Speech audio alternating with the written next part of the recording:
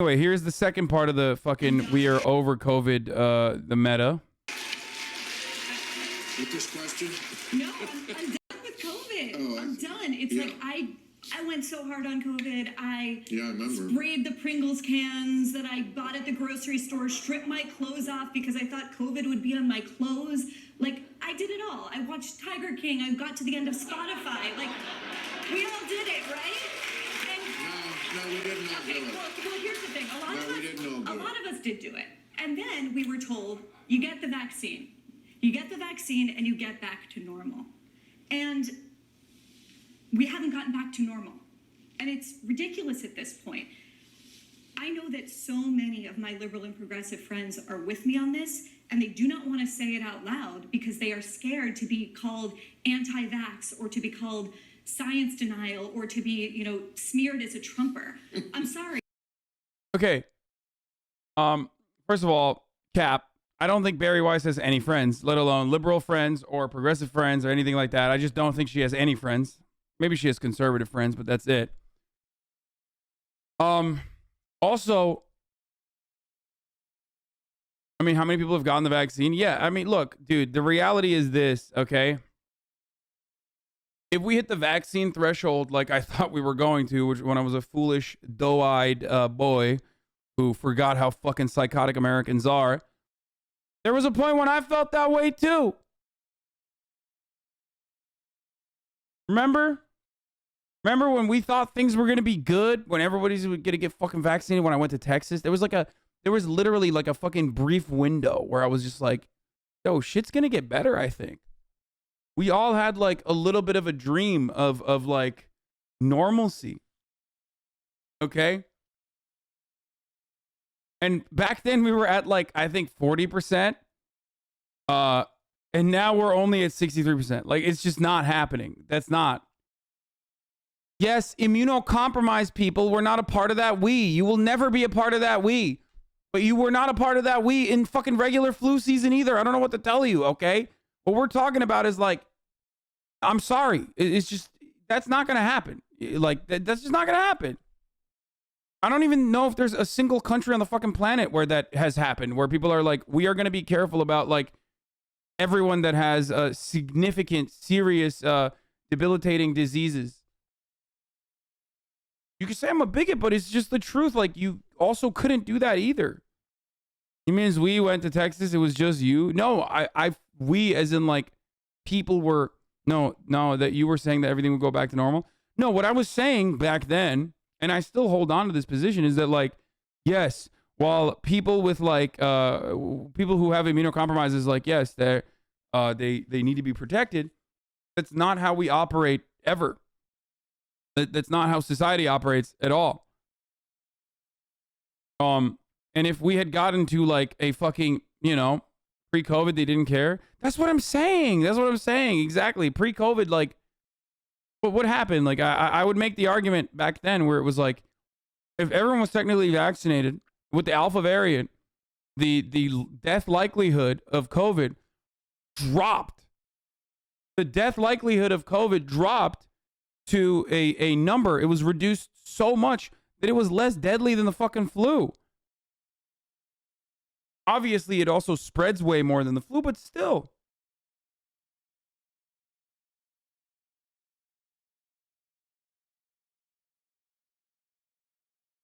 So, for that reason, I thought, perhaps foolishly, that we were over it. If you believe the science, you will look. Hold on. That we could potentially get over it. And I was wrong. Where is this coming from? This question? Where is this video coming from? I'm going to lose my fucking mind. No, I'm done with COVID. I'm done. It's like I thought COVID would be on my clothes. Like, I did it all. I watched Tiger King. I got to the end of Spotify. Like, we all did it, right? No, we did not do it. Well, here's the thing. A lot of us did do it. And then we were told, you get the vaccine. You get the vaccine and you get back to normal. And we haven't gotten back to normal. And it's ridiculous. We haven't, by the way, for the record, we haven't gotten back to normal because, you know, there is no normal. It's done. Like, it will turn into an endemic. And immunocompromised people are always going to be a threat. They're never going to be able to, like, live life in the way that they thought they could. Okay? It's the unfortunate reality. Okay? This is the new normal. Like, there will be, I don't know how else to describe it. Like, this is it. Eventually, we are going to get to a, I enjoy watching you, but your takes are sometimes unrealistic. What do you mean? I worked every day since the pandemic. I don't have the luxury of staying at home and streaming. Lol. Wait, what? You're misunderstanding what the fuck I'm saying. This is a classic case of, dude, I love when like the classic case of like he's talking to me and me only and my conditions. Yeah, no, it's fucking dope. Thanks, chatter. Thanks for your input. It's my favorite thing that you guys all do at some point. Every viewer in here will always, eventually every viewer will be like, he is talking directly to me. He's inside of my room right now and he's talking directly to me. The only time I'm directly talking to every single one of you is at the top of the hour when I serve you a 60-second ad break. That's right. Because at the top of the hour, there's a 60-second ad break, okay? And I tell you, listen, like, you're going to see this ad unless you subscribe. And you can subscribe for $5 or you can subscribe for free, okay? With a Twitch Prime if you have one. And you will no longer see the ads. That's that simple. Maybe if you're lucky, you'll get gifted a sub. But if you're not lucky, you make your own luck. Here's the 1 minute ad break now. Okay.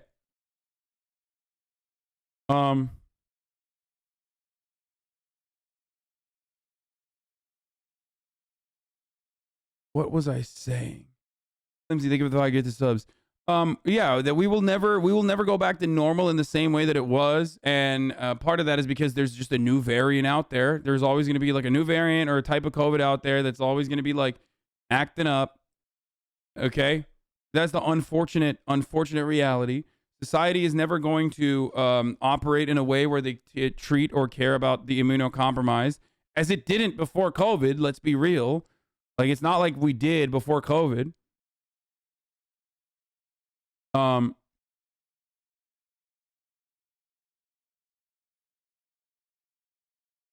Hassan, the new normal is a total factory of baked cakes. What? And eventually, the only thing that's going to change is that COVID will keep popping off here and there. Okay? America will not do anything about it. Some countries will have a zero COVID policy like China. When it pops off, they'll fucking cordon it off from the rest of the planet. But in America, they just will never stop. There never was going to be a back to normal. That's not possible now. We're going to be seeing the long-term consequences of COVID for the next 10 years, if not more. I agree. Okay? And I'm telling you what I think is happening. What I think is happening is that Trump was right from the jump when he was like, oh, COVID's not real, it's fake. Because Americans just want to be told a lie. They want to be told a lie. They don't want to see the bad things anymore. Okay? They want to feel good. They don't want to feel bad. They don't want to be told that, like, COVID is killing people. Okay? They want to be told a lie. I mean, and look at what the Joe Biden administration did. You know? Look at what the Joe Biden administration did. Like what? The CDC found the long way to arrive at the Trump administration's policies. Now, obviously, the situation is different because there's vaccines and there's been a year-long concerted effort to get everyone vaccinated, and it's failed in some ways. But now we're at the same fucking place. We arrived after this fucking mass vaccination campaign at the same fucking place. And Americans don't want to hear about COVID anymore. They don't care if people are fucking dying. If you were immunocompromised, would you seriously think about taking the vaccine? Fuck no, dude. Are you kidding me? I would be like, put it inside of me, okay? I want to be triple boosted up. What the fuck are you talking about? I know a lot of immunocompromised people that were first in line to get the vaccine for understandable reasons. I know immunocompromised people in this chat that have like literally survived getting COVID because they are immunocompromised like severely and survived getting COVID because they got boosted up and they got vaccinated. Awesome. It's a fucking dude, like medical phenomena. It's incredible, dude. It's a beautiful thing.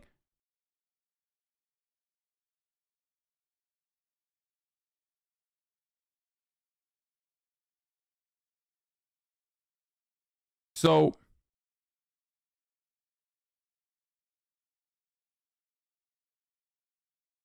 that's where we're at. Like, people are just gonna fucking, COVID's gonna keep popping up here and there. Okay. And when it does, it's gonna rip-a-roni through the unvaccinated that have like natural immunity or whatever the fuck. They think they have natural immunity, but they don't actually have it because it's been too long since they already had COVID, or it's gonna be a different variant, right? And it's gonna fucking rip through the people in a specific area. The government's not gonna do shit, and there's not gonna be any. I did run the ad, by the way. There's just not going to be help. You're not gonna get help. That's the wait. Did I not run the ad? Thought I did. No, I did run the ad. Yeah. You're not gonna get help. Like, there was a point where the government was like giving you a little bit of help. But that's not going to happen anymore. No more government checks. No more fucking lockdowns. No more shutdowns. It's just get the fuck back to work. And if you die, you die. That's it.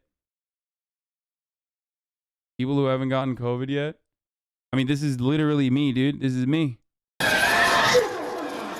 this wushu?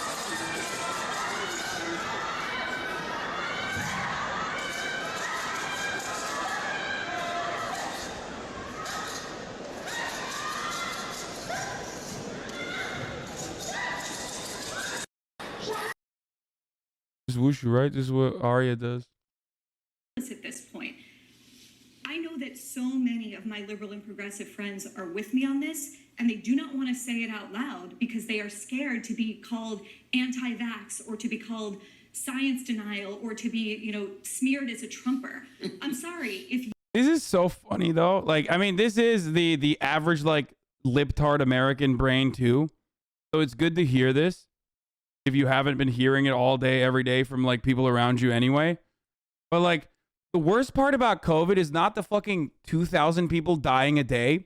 It's actually how scared I am to say I'm over it because people will yell at me. It's like, oh man, that sucks, dude. That's crazy.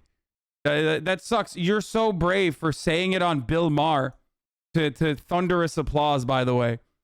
It's so sick. I love when Barry Weiss is being so brave. It's my favorite. If you believe the science, you will look at the data that we did not have 2 years ago, and you will find out that saying that you're tired of COVID doesn't make you an anti-vaxxer. It doesn't. I know, but she's making it seem like people are going to be like, cloth masks do not do anything. You will realize that you can show your vaccine passport at a restaurant and still be asymptomatic and carrying Omicron. This is the part of the fucking argument where she's like describing things that everyone knows. I mean, this is true, yes. And you will realize most important. No, it is true. What do you mean that's not true? You absolutely can be fucking double vaxxed, boosted, still have asymptomatic Omicron that you are spreading to other people. You absolutely can do that. That is true. That this is going to be remembered by the younger generation as a catastrophic moral crime. This part is also true as well. The city of Flint, Michigan, which is 80%, I think, minority students, has just announced indefinite virtual schooling. In the past 2 years, we've seen among young girls a 51% increase in self-harm. People are killing themselves. They are anxious. They are depressed. They are lonely. He's not exaggerating this. So, the mask not working is not true. Yeah, the masks work, but like fucking Trump is right. Nobody fucking wears it right. Everyone's wearing cloth masks, and we like low-key we're like, yeah, the cloth masks don't fucking work actually. Let's get to the N95s. Like, if you ever went to a hospital during COVID, you probably were surprised that when you walk into a hospital and you have a fucking cloth mask on that covers your entire face, they would always give you a surgical mask, right? They'd always give you a surgical mask. And even I, as someone who actually fucking covers this pretty closely, would be surprised until I found out that like surgical masks are actually more protective than fucking cloth masks. But if you were watching the media, then you probably thought like, get a mask, any mask, get a mask, any mask. Masks are good, masks are good. And now they're like, surgical masks are not enough either. N95s are good. Now, obviously, everyone was saying N95s were the best. But now we're making it seem like cloth masks did not work at all. And that like that you have to have a fitted N95 mask for it to be like very, very protective. So The thing that she is talking about is not a moral crime per se, but what she's talking about is true, especially with younger generations. Younger generations, like if you look at the CDC data on people that are dying, like what the reasons why people are dying. If you look at the numbers, when you get down to below 35, like everyone above 35, yes, they're fucking dying of COVID. Okay, that's like usually the primary reason that like people over the age of 35 and over, that COVID just like came out of nowhere and like became the fucking big thing, right? It shifts from month to month. Usually, obviously, still fucking heart disease because Americans have heart disease. But COVID has like really done a good job of overtaking that. Okay? If you go beneath 35, though, the suicide thing is pure bullshit. No, it's not suicide. And also, this is what I don't know where this is from, but I have seen that instances of self-harm, with trigger warning, by the way, we're talking about self-harm, instances of self-harm, instances of drug abuse, instances of alcohol abuse among younger generations have actually, so she's not wrong, they have actually increased. I think it's doubled in people under the age of 35. While their respiratory illness deaths have not spiked by the same percentage, I think it's like 10% increase on respiratory illness deaths. The alcohol, drug, and self-harm related deaths especially like under the age of 18 has doubled.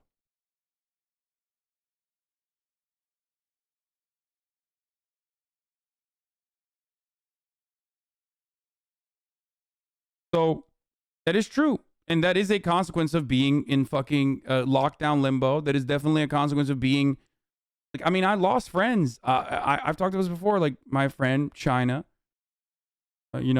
rest in power. She passed away. She relapsed and passed away in the beginning of COVID. Like a lot of people did that. Like that happened to a lot of people. That was a real problem. And that has. People are trying to forget. People are trying to desperately, desperately seek alternatives to what their everyday existence look like, right? So, Femray, thank you for the 5-year subs. So that is like, so it's not staying home, it's people dying. Wait, what do you mean? No, that is a real problem. It's definitely a real problem, and a consequence of like lockdown measures, not being able to socialize in a similar capacity. I mean, it's a multifaceted problem, and reducing it to a singular thing.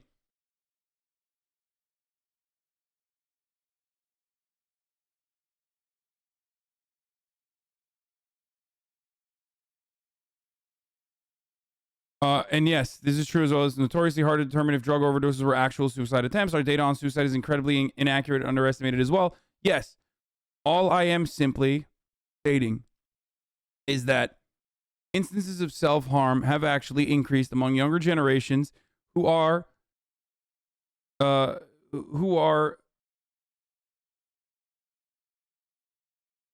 O'Reilly tweeted at you? What? Fuck?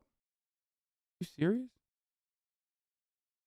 Comparison of self-harm or overdose among adolescents and young adults before versus during the COVID-19 pandemic in Ontario. Okay, this is Ontario. We're talking about, I don't know. I've never seen the Ontario numbers. I was looking at American numbers, though. Again, this is an incredibly fucking, this is a super, super, super fucking complicated, this is a super complicated issue. And I'm not stating that it's just because of lockdowns, okay? But people's lives are shaken up. People's lives are fucking shaken up. So that is real. Is that a reason to just say like, no, we're just going to fucking full blown open the doors on everything and fuck it, YOLO? No. I think there needs to be, a better way to take care of people, even if they are shut down, locked down, can't socialize in a similar capacity before. like they used to beforehand, before COVID, you know? That's how you're supposed to deal with this. Not by simply stating, fuck it, you know, YOLO.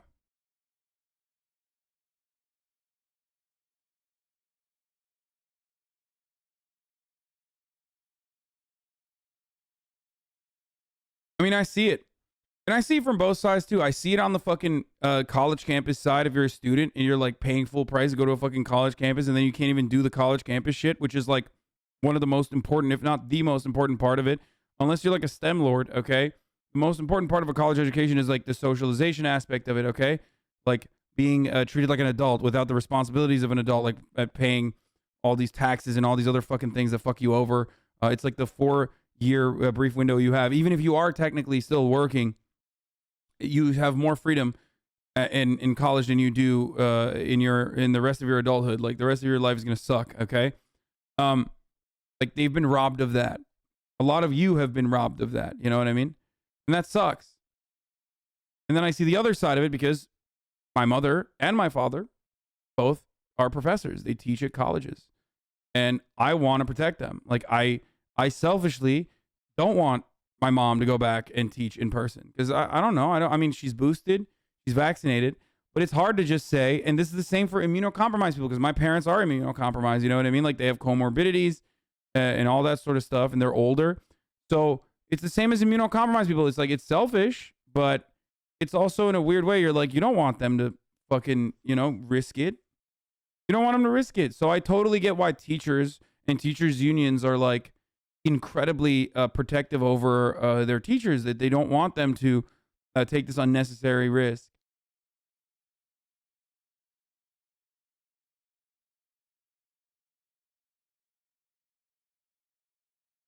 You know? So that's how it goes. But I also am like confused as to why it's not selfish to not want your parents to die.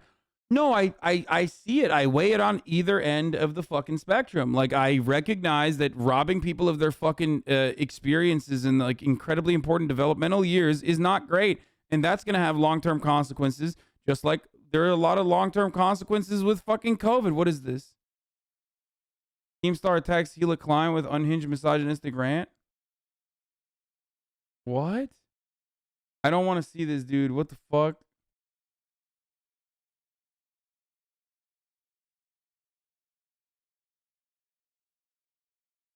Oh my god. He's so desperate, dude. Fuck that. That's disgusting.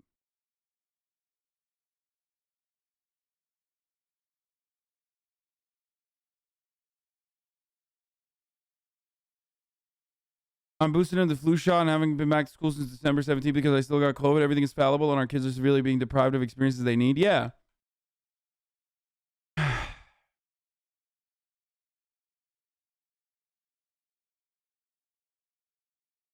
Older generations might get through this a bit easier though, but kids who are in critical part of their social development really suffered the shitty epidemic it's going to show later. Yeah. Yeah, if y'all thought fucking, West Elm Caleb was like an anomaly, get ready. There's going to be all sorts of West Elm Calebs, okay? That sort of fucking behavior manifests in an environment where like your only social development exists in fucking Discord servers and on social media. Holy fuck, we are moving into a very scary place of the future where everything is online. You guys are throwing up Monka W's, but like you literally exist in this right now. I do my very best to make sure that people are at least like they have a good head on their shoulders as someone who is a responsible content creator. But a lot of you are quite literally in that cut, even if you don't realize it. That is why we need to end it more than any inconvenience that it's been to the rest of us. I think it's like at this point, it's a pandemic of bureaucracy. It's a pandemic of bureaucracy. It's not real anymore. That's not fucking bullshit. Saying that it's not real anymore is so fucking stupid, but no one does. But the reality is most people don't care. That is the reality. You might want to admit it. You might not want to admit it, but that is the fucking reality. Okay? The truth.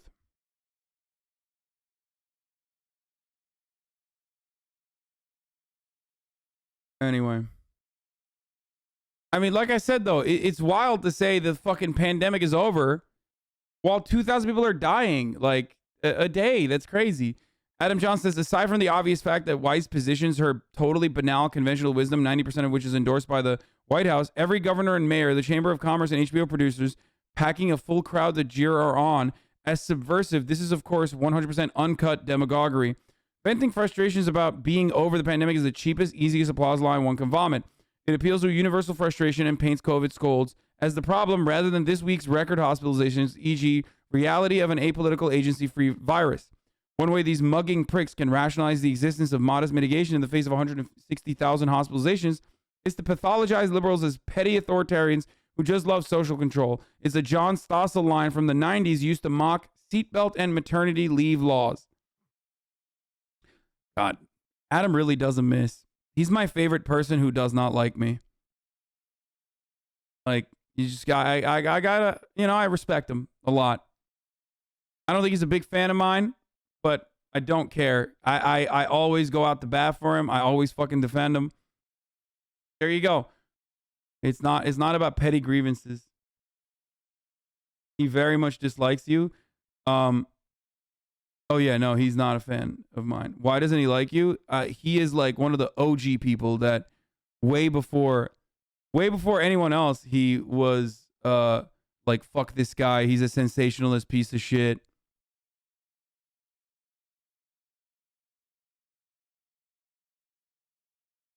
I think that's why.